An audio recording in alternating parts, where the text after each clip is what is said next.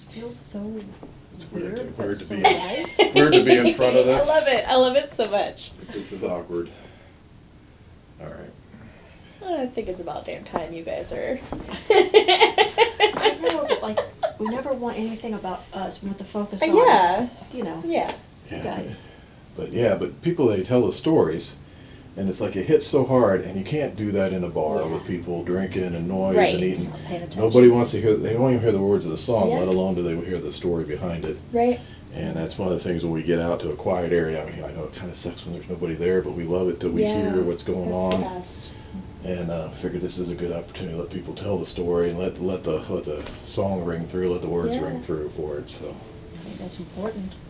yeah. I'm so excited.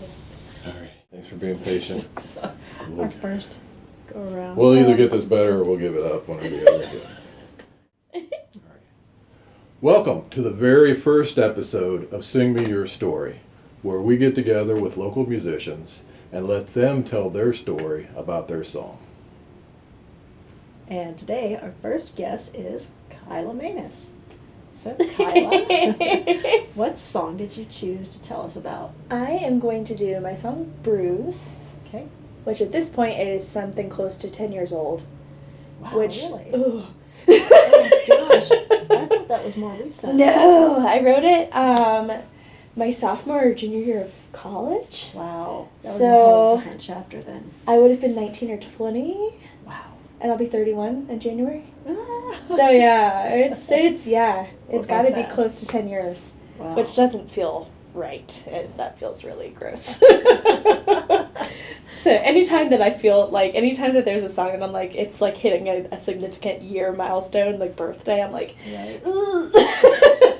Look back and cringe. Like, And yeah, it's cringy in one aspect just because like, kind of like what we were discussing before we started rolling of just like writing songs at a totally different mindset and different point in my life and like the way that they grow with me.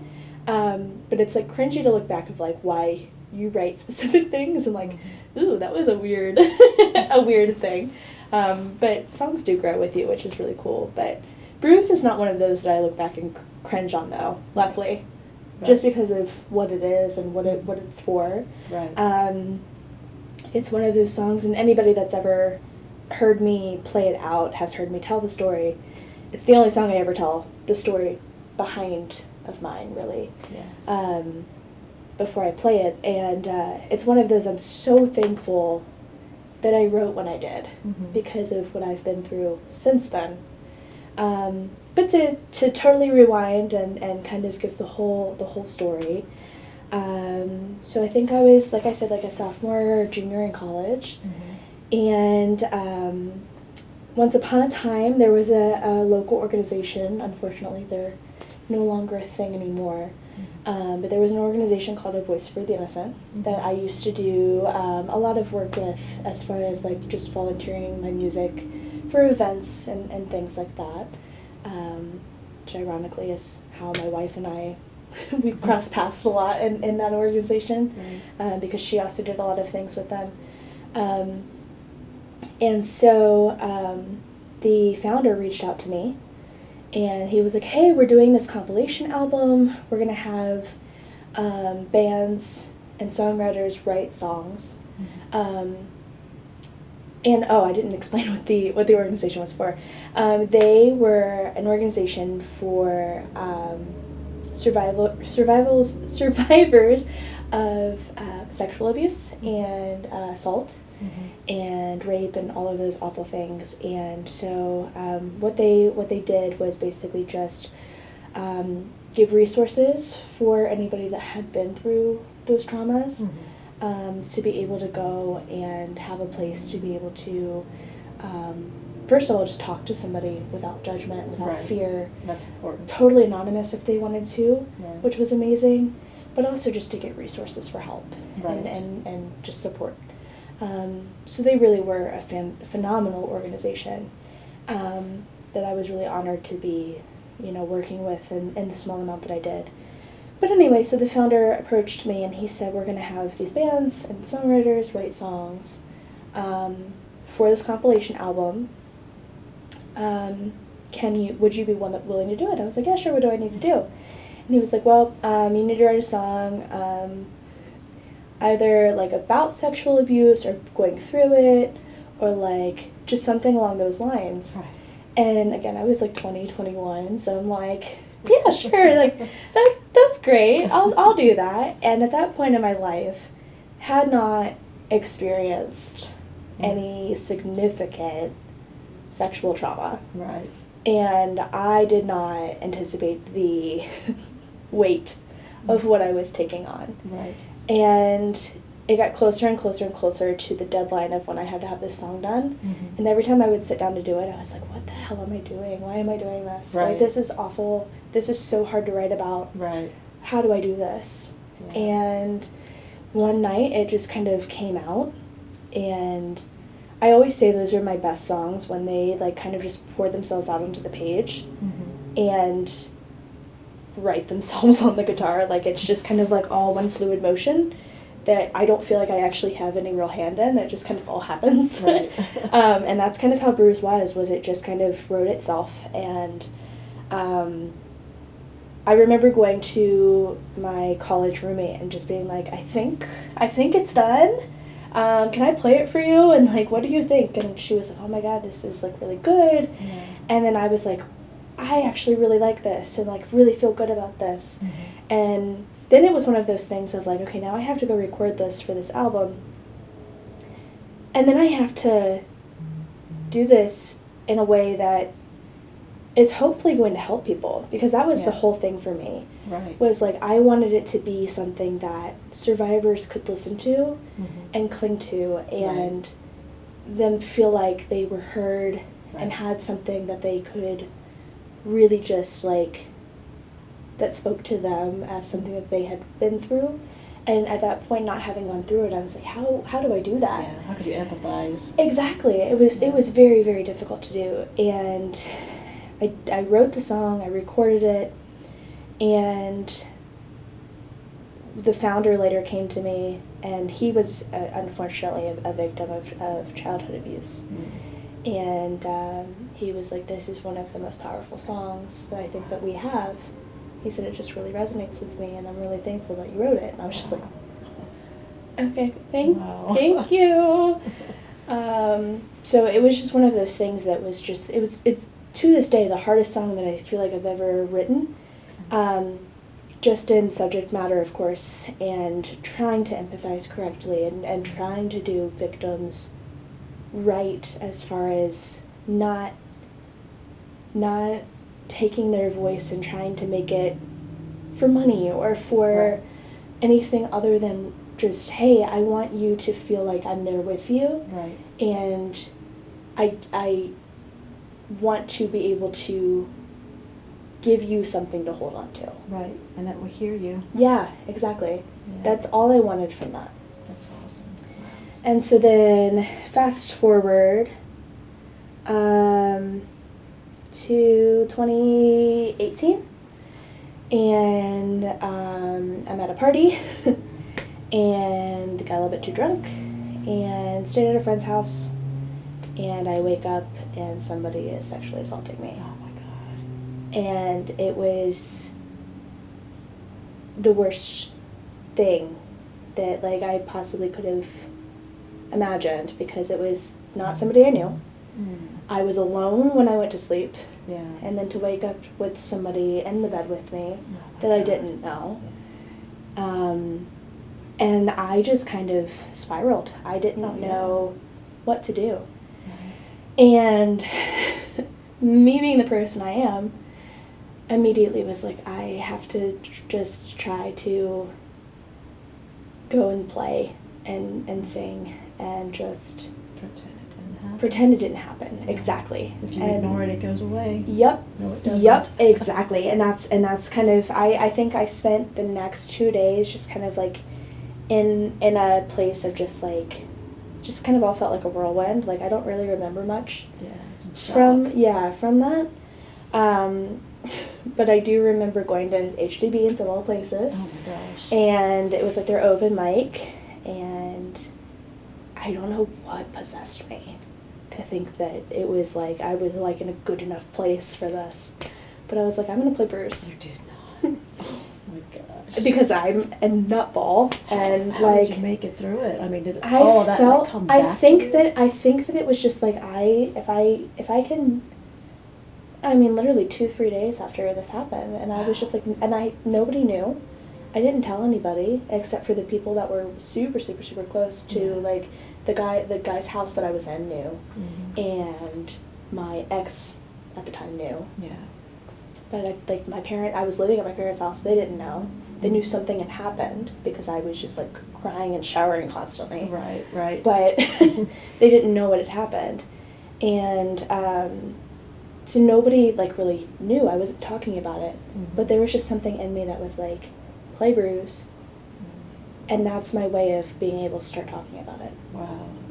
And looking back on it, I'm like, that was probably not like the most mentally stable thing that I've ever done.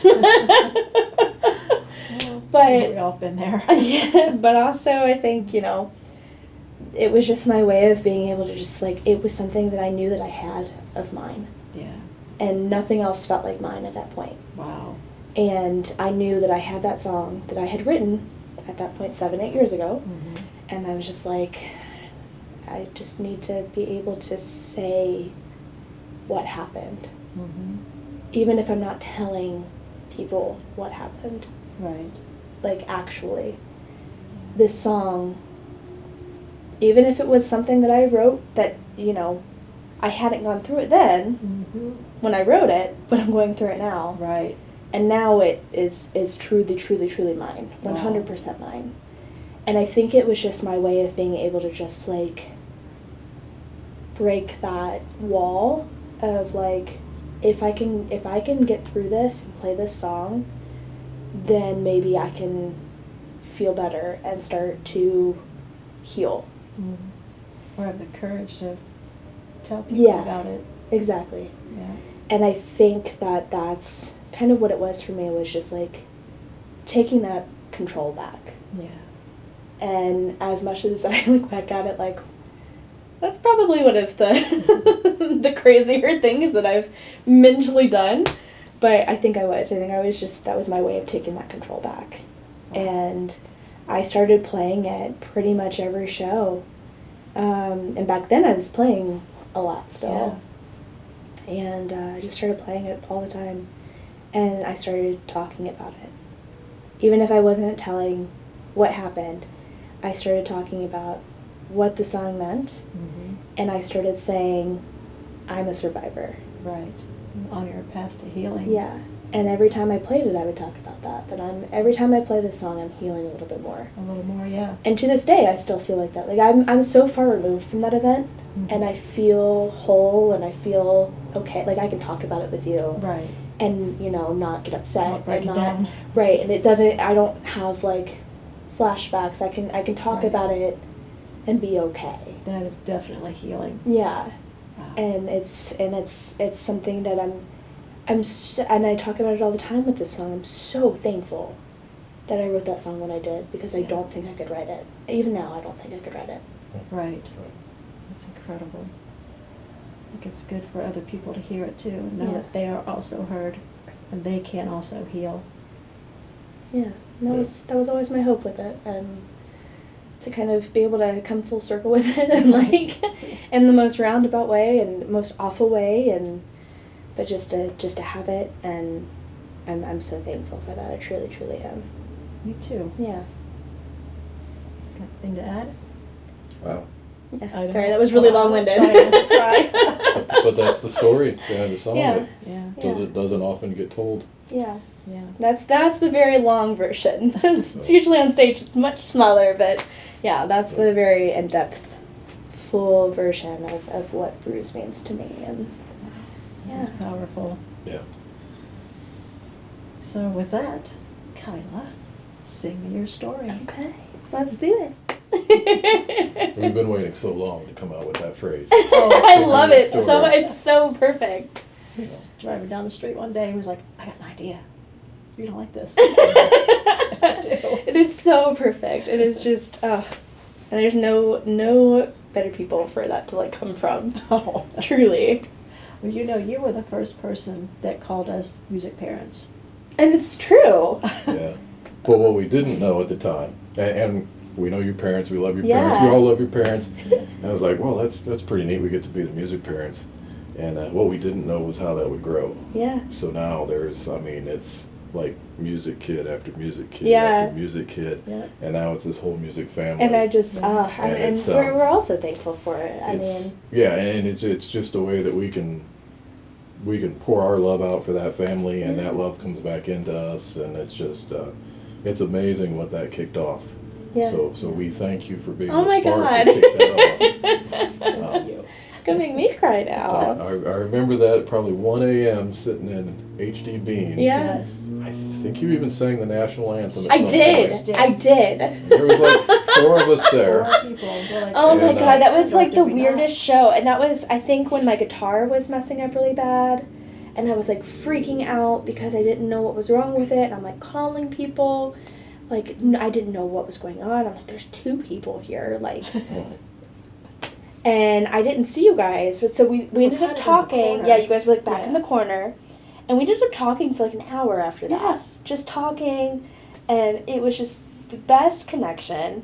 But then I didn't see you guys for 4 months. Yeah, it was months after. And you guys came to the Adele set that I did at Urban Artifact. Oh, yes. I That was the remember next time that I saw you guys. Yes. And you came up to me and you were like, I don't know if you remember us, but we were like at your HDB show a couple of months ago, and we like talked for a long time. I was like, of course I remember you guys.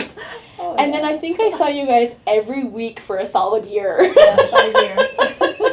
Until the family started growing and we started Yeah. kind of Yeah. spread out more and Yeah. more. Which was the coolest thing to get to like watch you guys do, because it was just like you guys were like going to basically the same like 3 or 4 people every week. Right. But then it just grew and grew and grew and grew, and it's like now I see you like maybe once every 2 months. Right. But I'm okay with it because it's like Right. getting to watch you guys do what you're doing, and like what you just said of like feeding into the community the way that you're feeding into the community. I think we needed that. I think we needed people like you guys to kind of be that pillar of like that consistent support, Mhm. because we all talk about it, especially those of us that like gig and do cover shows. Mhm. Like we're like, we just need people that are like consistent, that show up, Right. and there's not a lot of people that are like that. Yeah. And so to have you guys that are like that and that encourage other people to be like that, Mm. but that the way that you build the community is just amazing. Oh, There's nothing like it. It's really great. it's just about you, not us. Yeah. You make me cry. Well, I'm going to say it again. Say it again. Kyla Mainous, sing me your story. Okay, let's do it. Okay, all right.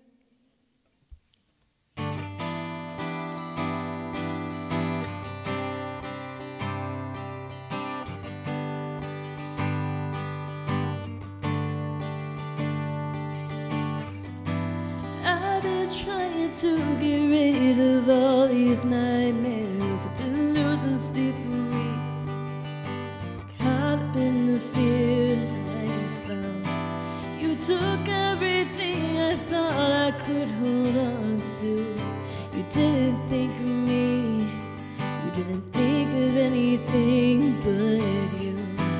Now I'm bound and bruised, scarred and left confused, growing colder here, lying on the bathroom floor. I couldn't get away, now there's nothing left to say.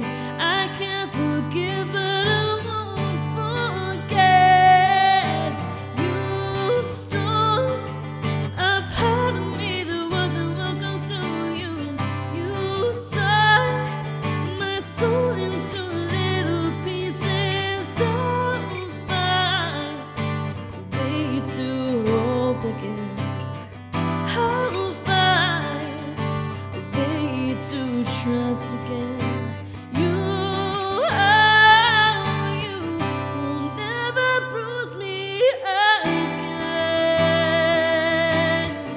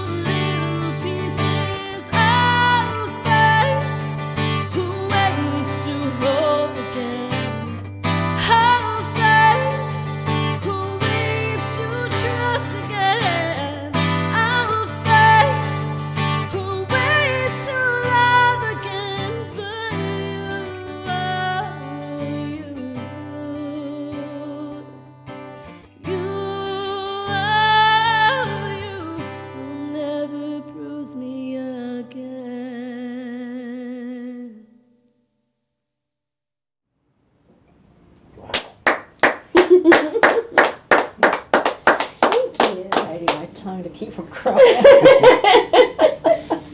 Right, don't put that on there. Oh, God. It's so powerful. Thank you. Thank you for sharing that. I think people need to hear it. Yeah, People need to know that they can talk about these things. absolutely. I think it's something that's just, it's so hard to talk about, and I think especially in the climate that we're in, Right. and the things that have happened over the last several years of the political climate and everything, it's made it feel harder still Right. to talk about. And so I'm not going to sit here and just be like, oh, it's just talk about it, because Right. it's not that cut and dry. Right. But I think the more we make it possible to talk about, Mhm. and I feel it's the same thing that I say about mental health topics. Right. Like the more that we make it so that we can talk openly about it and be there for each other Right. and listen to each other. Yeah. Listen. Yeah, It's a big thing. I mean, we're just gonna make a better world for each other Mm-hmm. with all of those things. I mean, it's so important to do, and so I'm a big advocate for all of those things, Right. of just being able to just listen and just be there and talk openly. Makes a So, difference. yeah, it really does. Let people know they're not alone. Yeah, They're not exactly. the only ones dealing with it. You know, if we just Exactly. shove it in the corner, you know, every Yep. person that's going through it, and there's a lot, Mm-hmm.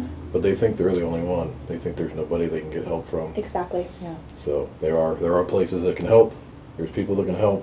Yeah. There's people you can talk to. If you see people like us out there, it's Yes. the safe table. Exactly. Yeah. Exactly. If you're out somewhere, Absolutely. And there's a problem, there's a need, come find somebody. Absolutely. Come to the safe table. Come to the people Right. that you can trust and Look for the helpers. look for the Yeah. helpers. Absolutely. You know, there's a lot of good people out there. Mm-hmm. You know, and a lot of times they just don't realize where the help needs to be. Right. True. Yeah. It's so easy to just go inside of your hiding hole and not talk to people, but if we can make it so that we can just open up to each other and try our best to listen when somebody needs it, I mean, it literally can save somebody's life. Like Absolutely. it's so important to do. Yeah. Yeah. Thank you. Thank you. Thank Well, you. that's a wrap. Thank you for having me be part of this and doing this. Yes. Thank Yeah. you. Thank you for working through our bugs and Oh my glitches. gosh, We'll no. get smarter at this as we go. No, it is all good. You But, know, uh, I don't care. Don't have that problem. I do have some wigs. I saw all the Santa. Oh, that's not all the Santa. Well, no, of course it's not. Yeah. I'm no better than that. We're up to 6 suits. Oh my lord. Alright. Wow, only let one little tear slip there. That's pretty good for you. I was biting my tongue.